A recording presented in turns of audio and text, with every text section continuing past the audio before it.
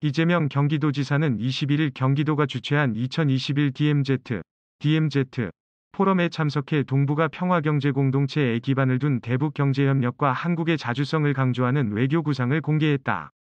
특히 이날 행사에선 물밑에서 이 지사를 돕고 있다고 알려진 친노 좌장 이해찬 전 민주당 대표가 기조연설에 나서 눈길을 끌었다.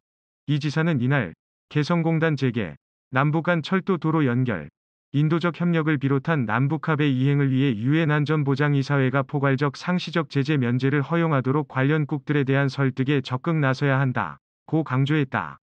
미국과 중국의 갈등 상황에 대한 외교적 해법으로 한국의 자주성과 국익을 바탕으로 한 실용적 접근도 주문했다.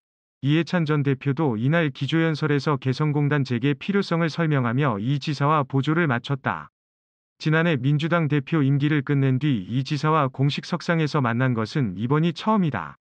하지만 두 사람은 간간히 비공식 모임을 가진 것으로 알려져 있으며 지난 12일 출범한 이 지사의 전국적 지지 모임인 민주평화광장도 이 전 대표 조직인 공감을 기반으로 하고 있어 이 전 대표가 이 지사를 측면 지원하고 있다는 해석이 나온다.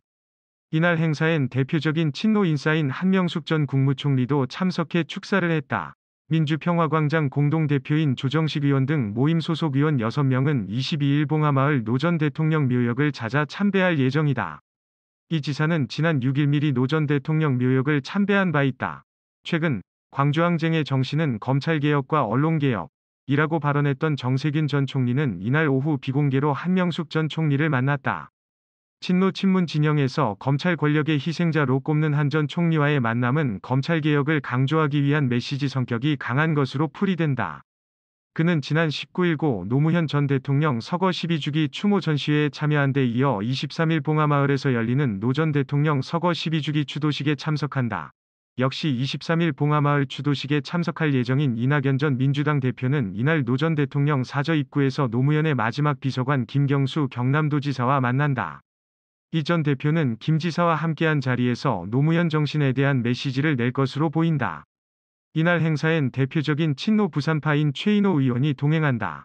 이 전 대표는 지난 4.7 보궐선거 참패 이후 측근들에게 죽는 한이 있더라도 문 대통령을 지키겠다 고 밝히는 등 문재인 정부 초대 국무총리로서의 깊은 인연을 강조하고 있다.